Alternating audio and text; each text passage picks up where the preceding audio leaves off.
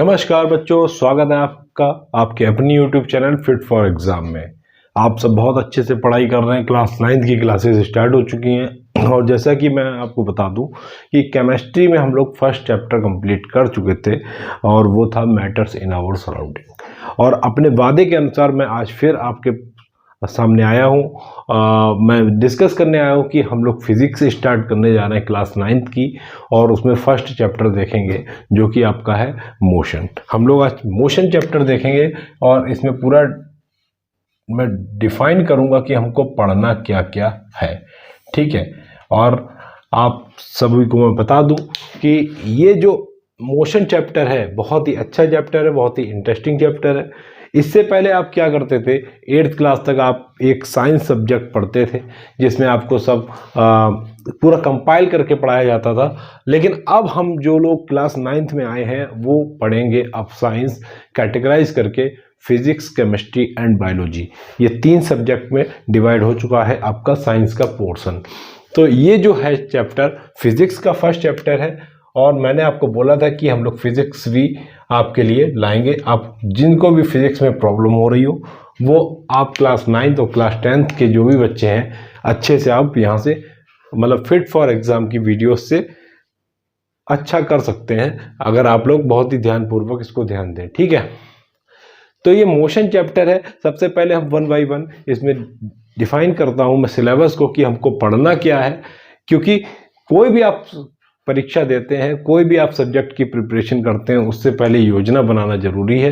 तो ये जो मैं आज बताऊंगा ये पूरा योजना बना के बता रहा हूँ कि आपको क्या क्या इसमें टॉपिक कवर करने हैं और इन टॉपिक को कवर हम लोग अच्छे से करेंगे। इसमें जो सबसे डिफिकल्ट पार्ट जो आज बच्चों को लगता है कि फिजिक्स में कि न्यूमेरिकल जो आते हैं आपके क्वेश्चंस होते हैं वो किस तरह से सॉल्व किए जाते हैं।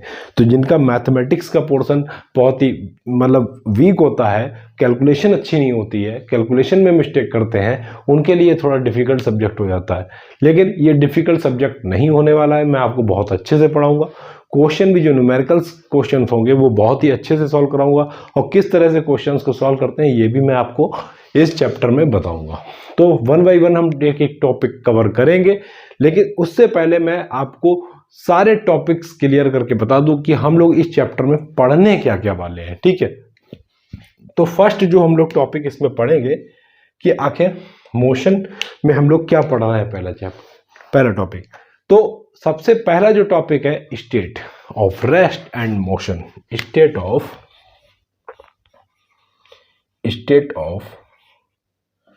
Rest and motion.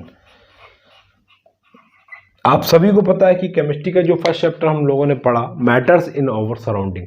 तो मैटर इन आवर सराउंडिंग्स में हमने देखा था कि मैटर की 3 अवस्थाएं होती थी, 3 स्टेट होते थे। पहला जो होता था solid, liquid and gas. First, second और third solid, liquid and gas. Same अगर हम फिजिक्स की बात करें तो इसमें अगर हम मोशन की अगर चैप्टर की बात करते हैं तो फिजिक्स में जो हम लोग स्टेट पढ़ते हैं, कुछ अवस्थाएं पढ़ते हैं, तो फिजिक्स आपकी है 2 ही स्टेट पे आपको डिपेंड करता है। एक तो फर्स्ट वन इज रेस्ट और अनदर वन इज मोशन। तो पहला आपका हो गया रेस्ट एंड मोशन। जैसे हमने मैटर वाले चैप्टर में पढ़ा था कि वहां पर 3 स्टेट होती है solid, liquid, gas, same as it is physics में भी हमको 2 स्टेट पढ़नी है। फिजिक्स में भी 2 स्टेट में हम लोग डिफाइन करेंगे। वो कोई भी बॉडी अगर रेस्ट में है तो रेस्ट में कैसे है, मोशन में है तो मोशन में कैसे है, इसको हम इस चैप्टर में पढ़ेंगे, ठीक। पहला टॉपिक आपका ये मैं कवर कराऊंगा बहुत ही अच्छे से, ठीक। अब बात करते हैं हम सेकेंड टॉपिक की। तो सेकंड टॉपिक इस चैप्टर में जो आपको पढ़ना है describing the position of an object, कि कोई भी ऑब्जेक्ट है, describing the position of an object, कि कोई भी ऑब्जेक्ट है अगर तो उसकी पोजीशन को डिस्क्राइब करना कि वो रेस्ट में है या फिर मोशन में है। अगर रेस्ट में है तो क्यों है और मोशन में है तो कैसे है, ठीक है। ये हम इस टॉपिक में डिस्कस करेंगे और बहुत ही अच्छे से मैं आपको समझाऊंगा, विद एग्जाम्पल समझाऊंगा और बहुत ही अच्छे से ये चैप्टर आपको समझ में आने वाला है, ठीक है। तो इसलिए बिल्कुल भी प्रॉब्लम आप अपने दिमाग में ना रखें, कोई भी चिंता करने की जरूरत नहीं है। मैं आपको सारा पोर्शन, एक एक टॉपिक आपको बहुत ही अच्छे से कवर कराने वाला हूं। बस आप वीडियो के अंत तक बने रहें और आप पूरे सिलेबस को समझ लें कि हमको फिजिक्स के इस चैप्टर में पढ़ना क्या क्या है। थर्ड टॉपिक की अगर मैं बात करता हूं कि इस मोशन के चैप्टर में जो थर्ड टॉपिक हमको पढ़ना है वो हमको पढ़ना है फिजिकल क्वांटिटीज के बारे में। Physical quantities and units.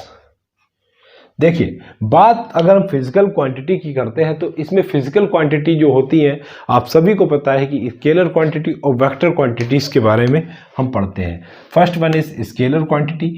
हम डिफाइन करेंगे कि स्केलर क्वांटिटी किसको कहते हैं और वेक्टर क्वांटिटी किसको कहते हैं और कौन कौन सी ये होती हैं, ठीक। और इसी में एक टॉपिक जो ऐड हो रहा है वो आपका वो ऐड हो रहा है यूनिट। तो यूनिट में हम अगर बात करते हैं कि हर एक चीज की एक पर्टिकुलर यूनिट होती है, ठीक है। अगर आप अपना वेट मेजर करते हैं तो किलो में मेजर करते हैं, वो भी एक पर्टिकुलर यूनिट है। अगर आप किसी कोई डिस्टेंस कवर कर रहे हैं तो कितने किलोमीटर डिस्टेंस कर रहे हैं, ये जो किलोमीटर है वो उसकी मतलब यूनिट है, ठीक है। तो ये सिस्टम ऑफ यूनिट हमको पढ़ना है। हम डायरेक्ट तो ऐसे नहीं बोल सकते कि भाई मैं घर से 2 गया, क्या 2 गया, 2 मीटर गया, 2 किलोमीटर गया। तो जब तक आप यूनिट डिफाइन नहीं करेंगे तब तक आप उस चीज को आप प्रॉपर आप मतलब डिफाइन नहीं कर सकते कि हम क्या 2 गया, मतलब 2 गया, 2 किलोमीटर गया या मीटर गया, ठीक। ये सब चीजें हैं। आज मैंने क्या किया,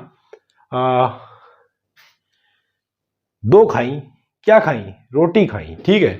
ये सब चीजें यूनिट बहुत जरूरी होती है, किसी भी चीज की यूनिट बहुत जरूरी है। आज मैंने 2 पेपर दिए, 2 घंटे पेपर दिया, 2 सेकंड पेपर दिया। ये जो सेकंड और आवर है, घंटा मतलब और सेकंड, तो ये भी क्या है, ये यूनिट को डिफाइन करता है। तो किसी भी एक पर्टिकुलर चीज को डिफाइन करने के लिए यूनिट की आवश्यकता पड़ती है और वो यूनिट को हमको पढ़ना है कि आखिर सिस्टम ऑफ यूनिट होती क्या है, ठीक है। ये प्रॉपर इस टॉपिक में पढ़ना है हमको। अगर मैं फोर्थ टॉपिक की अगर बात करता हूं यहां पर, तो फोर्थ टॉपिक आपके मोशन के चैप्टर में जो आता है वो आता है डिस्टेंस एंड डिस्प्लेसमेंट, कि आखिर डिस्टेंस क्या होती है और डिस्प्लेसमेंट क्या होता है, इसको पढ़ना है हमको, ठीक है। डिस्प्लेसमेंट, इसको भी मैं आपको पूरा तरीके से बताऊंगा कि आखिर डिस्टेंस और डिस्प्लेसमेंट में डिफरेंस क्या है और किस तरीके से हम पहचानेंगे कि वो डिस्टेंस है या फिर डिस्प्लेसमेंट है जो हम कवर कर रहे हैं, किसी भी ऑब्जेक्ट के द्वारा कवर की जा रही है। तो बहुत ही चिंता करने की जरूरत नहीं है, मैं एक एक चीज आपको एक एक टॉपिक डिफाइन करने वाला हूं यहां पर, ठीक। अब बात जो चैप्टर जो चल रहा है इसकी बात करते हैं मोशन। तो मोशन भी भैया कितने प्रकार के होते हैं इसको हम पढ़ेंगे। तो मैं आपको बता दूं कि मोशन जो होता है, एक तो सबसे पहली चीज यूनिफॉर्म मोशन होता है, यूनिफॉर्म मोशन होता है, इसके बारे में पढ़ेंगे। और एक होता है नॉन यूनिफॉर्म मोशन, ये भी मैं आपको डिफाइन करूंगा, यूनिफॉर्म नॉन यूनिफॉर्म मोशन, ठीक। ये मैं डिफाइन करने वाला हूं आपको। इसी के साथ अगर हम नेक्स्ट टॉपिक अगर हम देखते हैं, मतलब फिफ्थ टॉपिक, सिक्स्थ टॉपिक अगर देखते हैं इसमें, तो हमारा क्या हो सकता है। अभी हमने डिस्टेंस एंड डिस्प्लेसमेंट पढ़ा, सेम जो इसका भाई मतलब इसका बड़ा भाई है वो है स्पीड एंड वेलोसिटी, ठीक है। स्पीड एंड वेलोसिटी क्या होता है, इसको हम पढ़ेंगे, speed and velocity, speed and velocity. जब स्पीड एंड वेलोसिटी पढ़ लिया तो बहुत जरूरी हो जाता है कि एक्सेलरेशन भी हम लोग पढ़े, वो इसका भी बड़ा भाई है, इसको हम कहते हैं एक्सेलरेशन। एक्सेलरेशन से बहुत से लोग क्या समझते हैं कि एक्सेलरेशन आखिर है क्या। जो आप बाइक चलाते हैं उसमें एक्सेलरेट करते हैं, ठीक है, बढ़ाते हैं, तो बहुत से लोग समझते हैं कि इंक्रीज होना। एक्सेलरेशन का मतलब होता है कि किसी भी चीज को इंक्रीज करना, स्पीड को इंक्रीज करना, वो एक्सेलरेशन है। जी नहीं, एक्सेलरेशन आपका केवल इंक्रीज ही नहीं होता है, कुछ और भी चीजें होती है। मैं उसको प्रॉपर डिफाइन करूंगा इस टॉपिक में, हम एक्सेलरेशन को पूरा पढ़ेंगे, ठीक है। ये चीज आपको पता लगी कि मैं क्या क्या इसमें बताने वाला हूं। देखिए, अब अनदर टॉपिक अगर हम इसमें डिस्कस करते हैं, जब हमने स्पीड पढ़ ली तो भैया हम एवरेज स्पीड के बारे में भी पढ़ेंगे, ठीक। ये इस पर बेस्ड कुछ न्यूमेरिकल आते हैं, ये मैं आपको प्रॉपर इसमें बताने वाला हूं, तो चिंता करने की आवश्यकता नहीं है भैया, ठीक है। अगर मैं बात करूं नेक्स्ट टॉपिक की, तो इसमें जो हम लोग बताने वाले हैं कि आपको क्या टॉपिक पढ़ाएंगे, तो आपने सुना होगा, अगर आपने अपने क्लास में, अगर स्कूल में स्टार्ट हुआ होगा ये टॉपिक, तो उसमें आप रेस्ट और मोशन के बारे में पढ़ेंगे। लेकिन इसमें जो रेस्ट और मोशन अगर कोई भी चीज़ है तो मैं इसमें डिफाइन करूंगा बाय द ग्राफिकल मेथड से। किससे? ग्राफिकल मेथड से। Graphical representation, graphical representation of rest and motion. ठीक है, रेस्ट एंड मोशन ये मुझे डिफाइन करना है इस टॉपिक में। ठीक, ये बहुत ही इंपॉर्टेंट टॉपिक है ग्राफिकल वाला। ठीक है, ग्राफ को हम लोग बना बना के समझेंगे कि आखिर क्या होता है। जब बात ग्राफ की ही आ गई है तो इसमें हम पढ़ेंगे डिस्टेंस टाइम ग्राफ कि आखिर डिस्टेंस टाइम ग्राफ क्या होता है, डिस्टेंस टाइम ग्राफ क्या होता है। ठीक, डिस्टेंस टाइम ग्राफ पढ़ लिया तो भैया साथ ही साथ हम यहाँ पर डिफाइन करेंगे कि भैया डिस्प्लेसमेंट टाइम ग्राफ क्या होता है। ये भी हम लोग यहीं पर देखेंगे, displacement time graph, displacement time graph. ठीक, displacement time graph, displacement time graph, distance time graph, ये हम लोग बहुत अच्छे से समझने वाले हैं। तो इसके बाद स्पीड के कैलकुलेशन के बारे में पढ़ेंगे कि आखिर calculation of speed from distance time graph से कैसे निकालते हैं। कैलकुलेशन ऑफ स्पीड किससे? डिस्टेंस टाइम ग्राफ से, डिस्टेंस टाइम ग्राफ से, डिस्टेंस टाइम ग्राफ से हम लोग निकालेंगे कि आखिर स्पीड कैलकुलेट कैसे की जाती है डिस्टेंस टाइम ग्राफ से। बहुत ही इंपॉर्टेंट टॉपिक है भाई साहब, इस पर बेस्ड न्यूमेरिकल आने हैं और मैं आपको सॉल्व कराऊंगा। हमने क्या पढ़ लिया? Distance time graph, displacement time graph के बारे में। नेक्स्ट जो टॉपिक होता है स्पीड टाइम ग्राफ।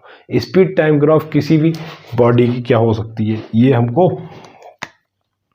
बताना है। स्पीड टाइम ग्राफ ये मैं आपको बताऊंगा। स्पीड टाइम ग्राफ बहुत अच्छे से मैं समझाने वाला हूँ ये टॉपिक, तो बस आप चैनल के साथ बने रहिए, वीडियो आप देखते रहिए। ठीक है, डिस्टेंस टाइम ग्राफ हो गया, डिस्प्लेसमेंट टाइम ग्राफ हो गया, स्पीड टाइम ग्राफ हो गया। साथ ही साथ हम लोग जो पढ़ेंगे वेलोसिटी टाइम ग्राफ भी पढ़ेंगे भाई, कि आखिर वेलोसिटी टाइम ग्राफ क्या होता है, वेलोसिटी टाइम ग्राफ क्या होता है ये भी पढ़ेंगे। ठीक, velocity time graph. Velocity time graph के बाद अगर मैं बात करता हूं तो यहां पर हम लोग डेरिवेशन पढ़ने वाले हैं, डेरिवेशन ऑफ मोशन। डेरिवेशन पढ़ने वाले हैं, derivation of equation of motion. Motion की जो इक्वेशन है उसको डेरिवेशन के रूप में समझेंगे और इसका ग्राफिकल डेरिवेशन भी समझेंगे कि ग्राफिकल डेरिवेशन कैसे होता है। ठीक, बात करें अगर हम मोशन चैप्टर की, हम लोगों ने यहाँ पर देखा यूनिफॉर्म मोशन और नॉन यूनिफॉर्म मोशन। क्या हमको यही पढ़ना है? जी नहीं, इसके साथ साथ एक और मोशन होता है जिसको हम कहते हैं यूनिफॉर्म सर्कुलर मोशन। क्या कहते हैं? Uniform circular motion. और इस पर बेस्ड कुछ क्वेश्चंस करेंगे कि आखिर डिस्टेंस, स्पीड, टाइम पर टाइम ग्राफ से भी हम लोग न्यूमेरिकल सॉल्व करेंगे। तो ये जो था आपका फर्स्ट चैप्टर का सिलेबस है, चैप्टर नंबर फर्स्ट है ये। बहुत ही अच्छे से समझ लीजिए भैया, ये हमको पढ़ना है। और नेक्स्ट जो आपको वीडियो मिलेगी वो आपको हम डिफाइन करेंगे कि आखिर इस सिलेबस को कंप्लीट कैसे करना है। 1 बाय 1 टॉपिक उठा के हम लोग पूरा सिलेबस निपटा देंगे। तो बहुत ही चिंताजनक बात नहीं है ये। ठीक है, हम लोग बहुत अच्छे से सॉल्व करने इन चैप्टर को फिनिश करने वाले हैं। ठीक है, चलिए वीडियो को मैं अब यहीं पर अंत करता हूँ। मिलते हैं हम नेक्स्ट वीडियो में। एंजॉय करिए और बहुत ही मतलब ये रेगुलर आप बने रहिए, एक प्रॉपर नोट्स बनाइए। मैं सारी चीज़ें आपको नोट कराने वाला हूँ। ठीक है, फिर चलिए, ठीक है, ऑल द बेस्ट, बाय।